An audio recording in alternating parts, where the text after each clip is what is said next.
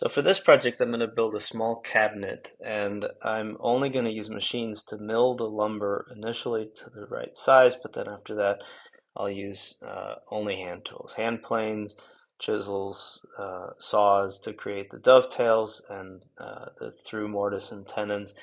So my first step was to create something in SketchUp just to give me an initial feeling on the size. Of course, that will change as I build the project.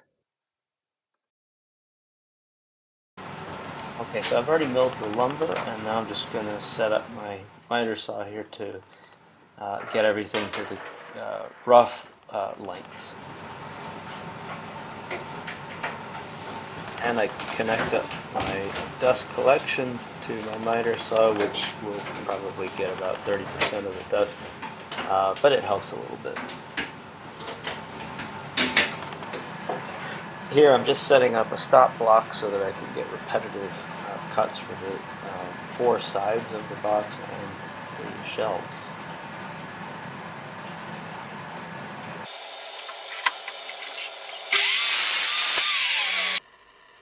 And here I'm just marking out the tails for the dovetails on the four corners of the cabinet. And I've just spaced them evenly. And I chose a dimension for each of the tails that I can replicate quite easily on all four corners. And here I'm just cutting the tails.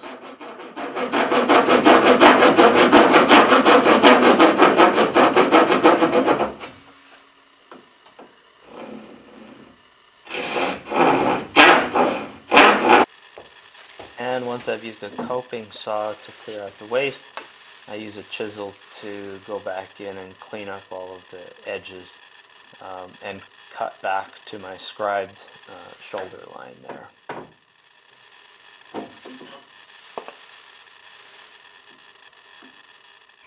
Now I'm using a setup block to do the pins. So I take the other board with the setup block. Now the board is at the correct height. I can also rotate that board around because it's square.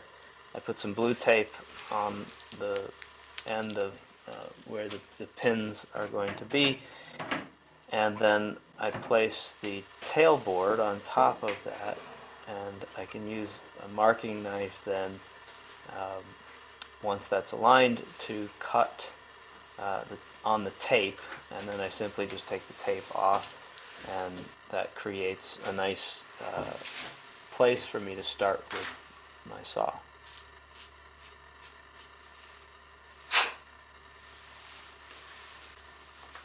And I just transfer the lines then down from each of those corners of the tape for the pins.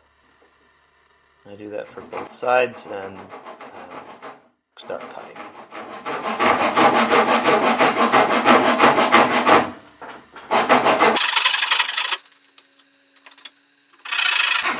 Again, using a coping saw to get rid of the waste on the pin board.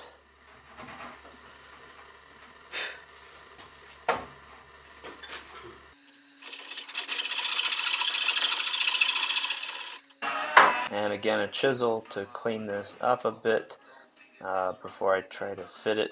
It did take me a few tries to get that finally to seat, and it's a nice tight fit.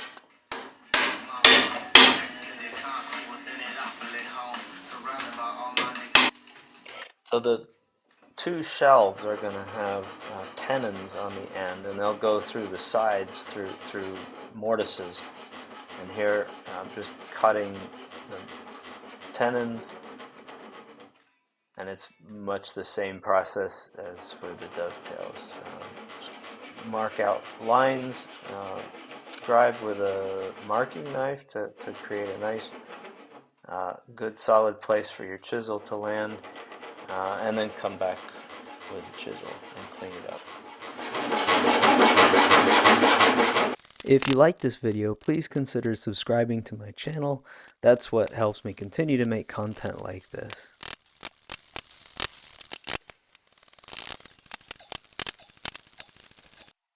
Now that I've got the tenons on the shelves done, I put some blue tape down on the sides, And this allows me to then lay out where the tenons will go through the side of the shelf, and that'll give me my layout lines then for to create the mortises.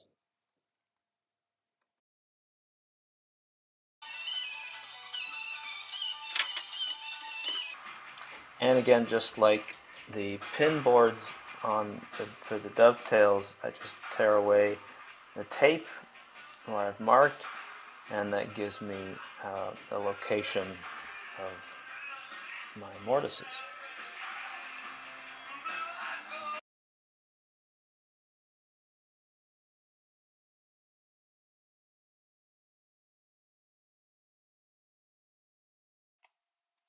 Now that I've got the position for the mortises, I also need to transfer that to the other side. So I'm using a dual marking gauge. I think that's what it's called, at least. Couldn't find another name for it, but um, to transfer that to the other side. So I just use the tape to set the gauge, and always using the same side to reference. So when I flip the piece over, I also use that same side where you can see the red part touching, to then reference and make the marks for the on the other side.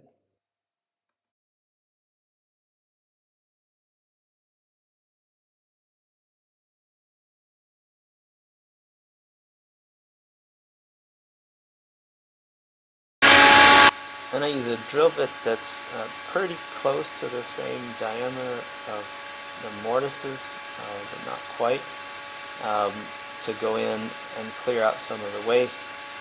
This first one went through very quickly, and I did not have a chance to check, although it was clean on the other side because I had a board there. But for the second one, I actually stopped and went back, and you'll see me flip it over here, and I've got a hole where the bit starts to come through, and then that helps me get a nice clean face on that second and third cut.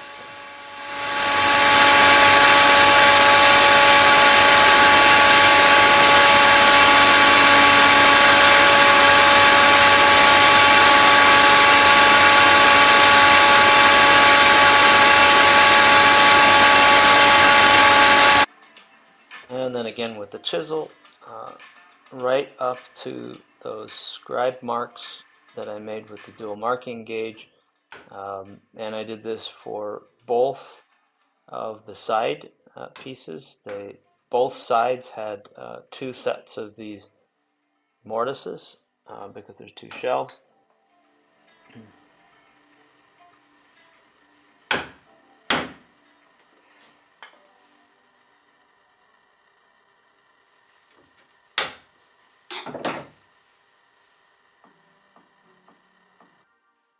And after quite a bit of paring and tweaking on those mortises, I got those tenons to fit quite nicely.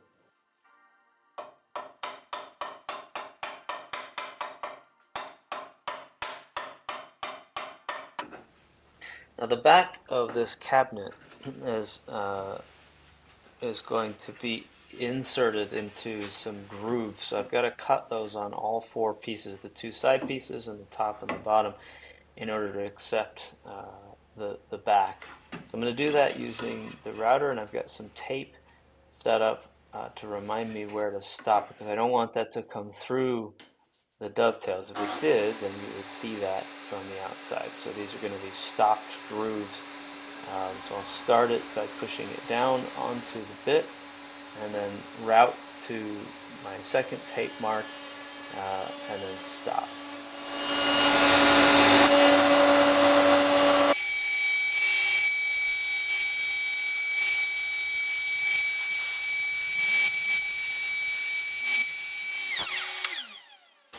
Now in the meantime, I milled up some back material, and I'm trying to fit it. It's not quite fitting, the groove isn't quite wide enough, so I'm going to have to go back, move the fence, and take another pass.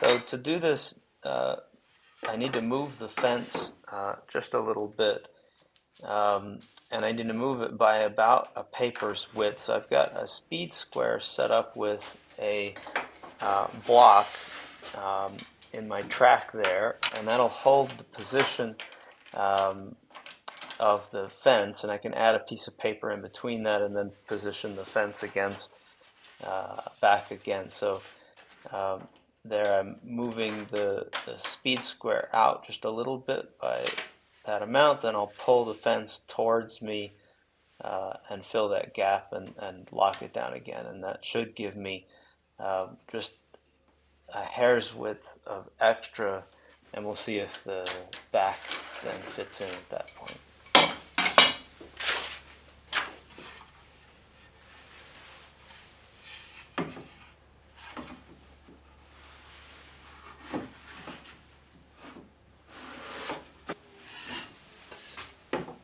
And it worked, so I can go back and cut the other three sides to the same width using the same setting now, and everything should line up nicely. I think I've got enough room, and I think that stopped groove goes far enough. But since the panel in the back is square, I'm going to go ahead and square off where the router bit left that curve. So I'm just going to very carefully get rid of that so that I don't have problems during glue up when I'm trying to get that back panel in.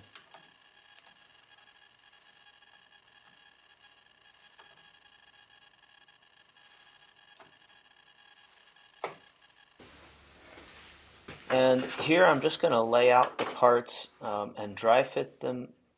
I did this probably 1,000 times during this build, and I put lots of blue tape and marked all the sides to keep everything straight, because essentially those dovetails and the mortise and tenons are hand cut, custom cut for each part. I don't think if I got these parts backwards, I don't think it would fit together. So I wanted to make sure to keep everything well aligned, and you can see I've got use of lots of tape there. And now I'm ready to start the glue up. So I started with the center section, the two shelves and the side pieces. So this is the mortise and tenons, and I've got that glued up until the mortise or the tenons fit nicely seated into the mortises. And I'll wait until that's dry and take it out and start on the dovetails then. Like every glue up, this one was pretty stressful. I'm using my glue up table there. It's nice and flat, but I still had some challenges to get some of the dovetails to seat properly and get everything aligned. Did finally get it all together, and now I'm just waiting for everything to dry.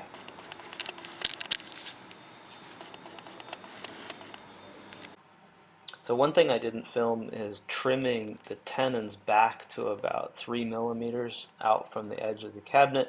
And then I used my Stanley number 92, and I just moved the blade away from the edge a little bit, and then went along like this and put chamfers on all of those. It worked quite well. I was really worried about tear out, but my blade is really sharp, and I surprisingly did not have any problem on that end grain.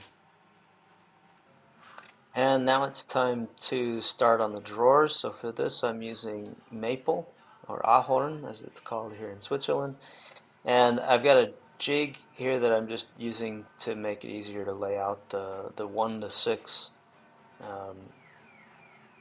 for the dovetails.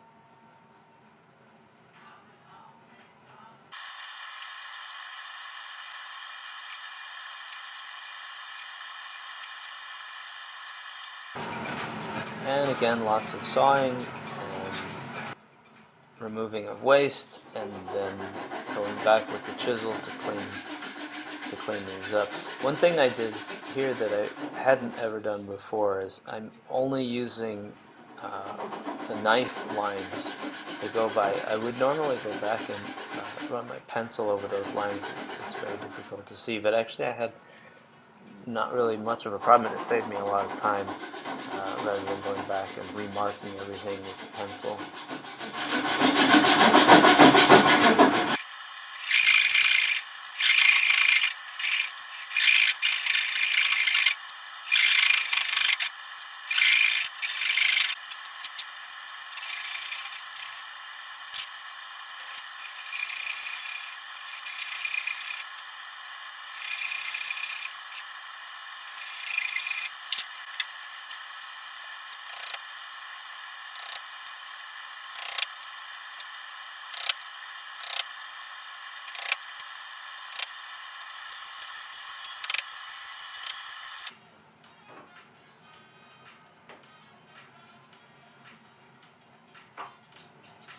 And again, with the blue tape on the drawer front, which is going to be a half blind dovetail, and so to cut these pins, you'll see here as I lay down the tailboard on top of the pin board, I've got a slight cut underneath there. I took off about 1 millimeter to help align this, but they don't go all the way through to the face of the drawer. And then I just marked them out like I did the other dovetails, and then you'll see how I cut these. And there you can see that the pins don't go all the way to the face of the drawer front. I did use the same drill bit to cut away some of the waste. I also use a saw to saw straight down vertically and sort of at an angle to again create a nice clean front line for me to chisel away.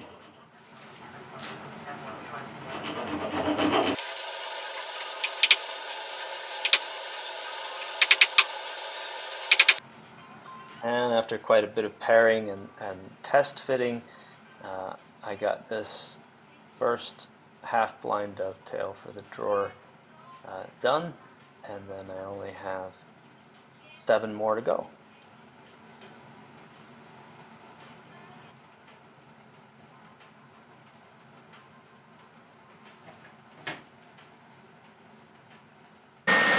For this project, I decided to make my own drawer pulls, and I needed to create these first so that before I put the drawers together, so that I could drill the hole into the drawer front to accept these, then assemble the drawers, and then assemble the knobs. So to do this, I've just got a block of walnut that I've mounted onto a dowel, and the dowel will remain. I'll use the dowel to and press fit it into the drawer front with a little bit of glue, and I'm just using my sander here and a drill to get the drawer pull nice and round and clean. And here I'm just starting at 120 up to 180 and then 240 sandpaper for each of these drawer pulls to get a nice finish so they're all set to go onto the drawers.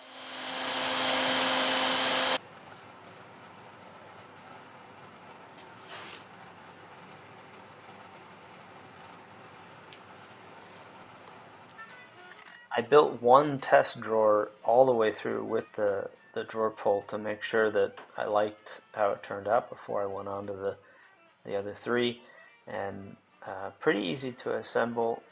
I just also created some drawer bottoms out of oak and slid those in with a small groove at the bottom of the drawers.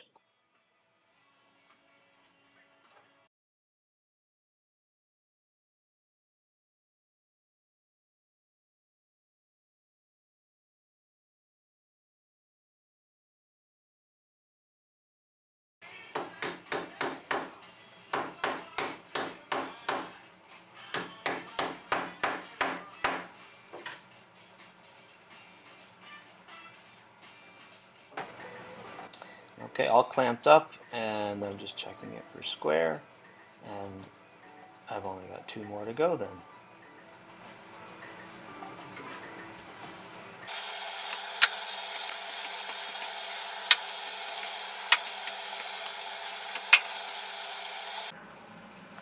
After I got everything glued up and dried, I sanded the sides with my sander, and then I went back by hand and did 180 and 240 grit sandpaper by hand to make everything nice and smooth. So one last addition to the back of the cabinet is a French cleat, which I mounted. I glued it all along the back of the cabinet so that it can't really go anywhere.